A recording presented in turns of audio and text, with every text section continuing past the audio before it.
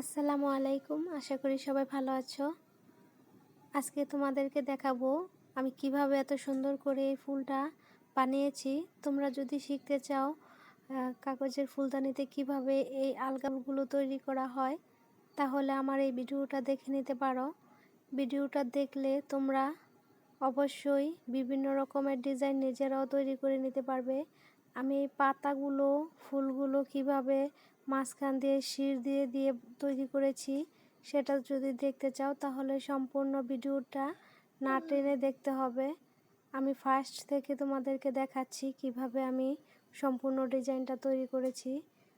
প্রথমে হাত দিয়ে রশির মতো পাকিয়ে আমি ফুলদানিটার গলার মধ্যে ডিজাইন করে নিয়েছি। আমি কিন্তু কলম দিয়ে আর্ট করে নিয়েছিলাম। তোমরা ভিডিওতে বুঝতেছো নাকি আমি জানি না, কলমের আঁকানোগুলো দেখা যাচ্ছে নাকি। তো যাই হোক, আমি এইভাবে ডিজাইনটা করে নিয়েছি। আর আমি প্রথম ডিজাইনটা করে নেওয়ার পরে যখন এটা শুকিয়ে গিয়েছিল, তারপর পুনরায় আবার শুকানো ফুলের উপর দিয়ে যে দিক দিয়ে আবার আমি হালকা করে কাগজের প্রলেপ দিয়ে নিয়েছি, কাগজের ক্লে দিয়ে। হাতে পাতার মতো ডিজাইন প্রথমে বানিয়ে নিতে হবে। দেখো ভালো করে আমি কিভাবে বানিয়ে নিচ্ছি। যেই অনুযায়ী মানে যেরকমের ফুল তৈরি করব সেই রকমের অনুযায়ী আমি কাগজের ক্লেগুলো হাতে করে নিয়ে নিব। এই যে দেখো আমি কিভাবে পাতাগুলো দিয়ে নিচ্ছি। রোদে দিলে শুকিয়ে গেলে এই ফুলগুলো চ্যাপ্টা হয়ে যায়, শুকিয়ে যায়। সেজন্য যদি মোটা করে দিতে চাও তাহলে আরেকবার দিয়ে নিবে উপর দিয়ে, তাহলে খুবই সুন্দর হয়। উপরে যে ডিজাইনটা আমি তৈরি করেছি নিচেও সেমভাবে আমি ডিজাইনটুকু তৈরি করে নেব। প্রথমে একটা রিংয়ের মতো বানিয়ে নিচ্ছি। একটা ডিজাইন দেখলেই তোমাদের মাথায় আরও নতুন নতুন ডিজাইন এমনিতেই চলে আসবে। সেজন্য প্রথম একটা ভিডিও মনোযোগ দিয়ে দেখবা কিভাবে আমি এই ফুলগুলো তৈরি করেছি।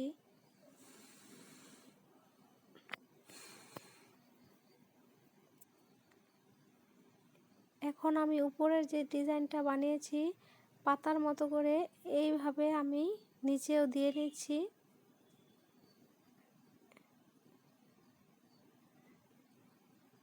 এই যে আমি সুন্দরভাবে করে চারপাশে ঘুরিয়ে ঘুরিয়ে 5টা বা 6টা আমার যতটা দরকার পড়ে আমি সেই অনুযায়ী পাতাগুলো তৈরি করে নিচ্ছি, যাতে করে সমানভাবে দূরত্বটা থাকে।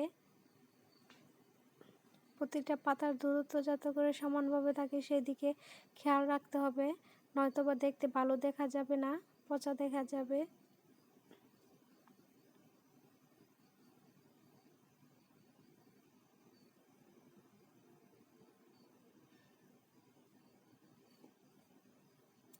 এইভাবে করে আমি দিয়ে নিয়েছি। দেওয়ার পরে শুকিয়ে নিয়েছি। শুকিয়ে নেওয়ার পরে আবার আমি সেই ফুলের উপর দিয়ে এই যে দেখতে পাচ্ছ কাগজগুলো লাগিয়ে নিয়েছি। লাগিয়ে নিয়ে পাথর দিয়ে ঘষে একদম সম্পূর্ণরূপে সমান করে নিয়েছি। এখন পাতাগুলো আমি কিভাবে তৈরি করছি, প্রথমে হাতে গোল করে বানিয়ে একটা লাপ লাপ করে বানিয়ে তারপর শুধু বসিয়ে দিচ্ছি চেপে চেপে, হালকা করে চেপে। আর আমি ফুলটা আর্ট করে নিয়েছি। দেখতে পাচ্ছ ক্যামেরাতে ভালো করে তাকালে দেখতে পারবে যে আমি কিভাবে ফুলটা আর্ট করে নিয়েছি। এখন শুধু আর্ট করা ফুলের উপর পাপড়িগুলো বসিয়ে দিচ্ছি।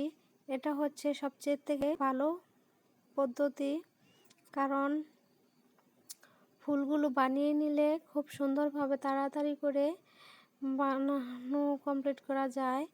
আর যদি ফুলটা বানানো না থাকে, আর্ট করা না থাকে, তাহলে ভেবে ভেবে এটা বানাতে হয়, সময় বেশি লাগে।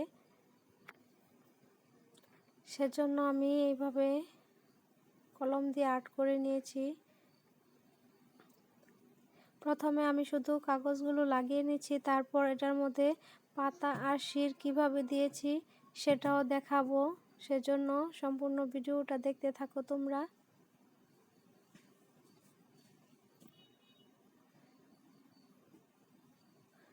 মোবাইলের সমস্যা থাকার কারণে অনেক সময় আমি যে কথাগুলো রেকর্ড করি সম্পূর্ণ কথাটা আসে না, অর্ধেকটা কেটে আসে, সেজন্য আমি দুঃখিত।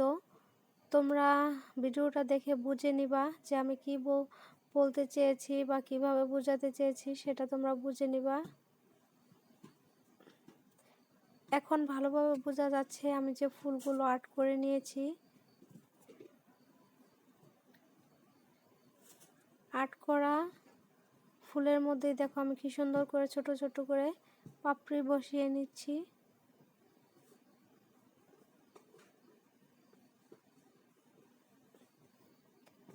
আর একটা কথা বলতে ভুলে গিয়েছি, আমি কিন্তু ফুলগুলো বানানোর আগে অ্যারারুটের যে মাড়গুলো তৈরি করেছি সেই মাড়গুলো লাগিয়ে নিয়েছিলাম। আমি এই কথাটা বলতে ভুলে গিয়েছি। এই যে দেখো আমি এই ফুলটার মধ্যেও কিন্তু আবার লাগিয়ে নিচ্ছি।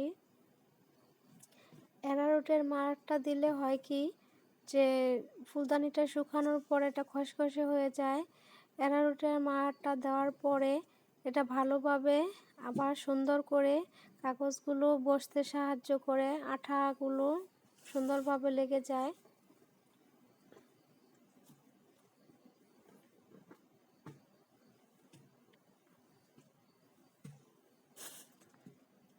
বানাতে খুবই সোজা, যদি একবার মনোযোগ দিয়ে দেখা যায় তাহলে বুঝতে পারবে কিভাবে আমি এত সুন্দরভাবে সহজে তৈরি করে নিতে পারি।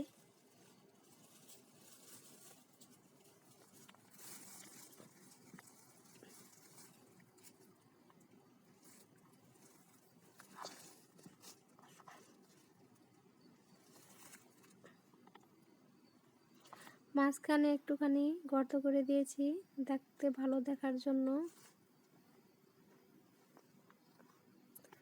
আমি ফুলদানিটার মধ্যে 2টা ফুল বানিয়ে নিয়েছি। তোমরা চাইলে পুরো ফুলদানিতেও ফুল বানিয়ে নিতে পারো। আমি শুধু সামনের পাশটাতেই বানিয়ে নিয়েছি, সম্পূর্ণটাতে ফুলটা বানাবো না।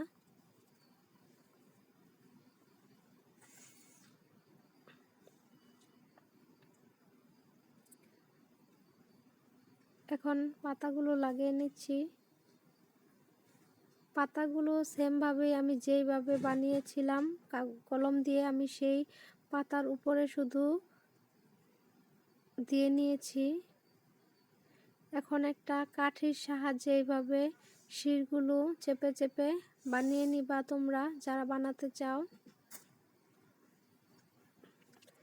আমি একটা পাথর নিয়ে নিয়েছি, পাথরটা খুবই চ্যাপ্টা, সেজন্য এই মাঝখানের যে শিরগুলো আমি এটা পাথর দিয়েই দিয়ে নিয়েছি। পাথর দিয়ে খুব ভালোভাবে দেওয়া যাচ্ছিল। আর ফুলগুলো বানানোর পরে অবশ্যই অ্যারারুটের মার হাতে লাগিয়ে হালকা হালকা করে ঘষে এগুলোকে সমান করে দিবে, তাহলে খুবই দেখতে সুন্দর আর মসৃণ দেখা যাবে, উস্কো খুস্কো দেখা যাবে না। এই যে এইভাবে ডলে ডলে সুন্দর করে মিহিম করে নিতে হবে। হালকা একটু চেপে চেপে না বসালে হবে কি, শুকিয়ে গেলে এটা উপরের দিকে উঠে যাবে, সেজন্য একটু ভালোভাবে লাগিয়ে নিতে হবে।